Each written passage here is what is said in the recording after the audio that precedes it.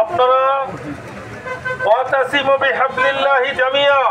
দলবদ্ধভাবে আল্লাহর দিকে আসতে ধরলে এটার প্রতিফলটা যে কি হয় আমরা ইনশাআল্লাহ 2 দিন ধরে অনুভব করছি।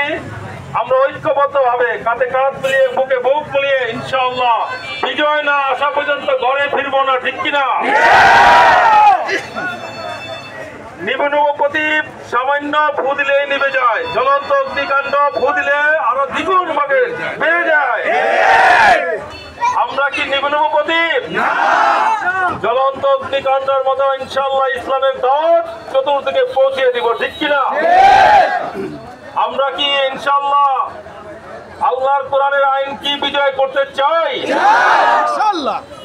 ইনশাআল্লাহ আগামীর বাংলাদেশ কোরআনের বাংলাদেশ, আগামীর বাংলাদেশ ইসলামের বাংলাদেশ, আগামীর বাংলাদেশ জুলুম মুক্ত বাংলাদেশ, আগামী বাংলাদেশ চাঁদা মুক্ত বাংলাদেশ, আগামী বাংলাদেশ হবে ন্যায় ইনসাফপূর্ণ বাংলাদেশ।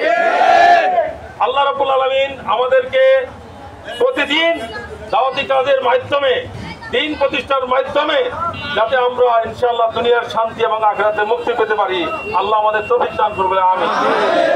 সম্মানিত